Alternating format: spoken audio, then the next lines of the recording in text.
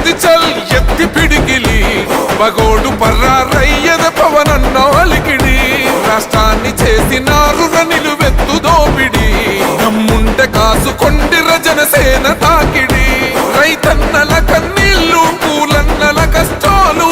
చూడగ ఎరుపెక్కినైరా Pulikallu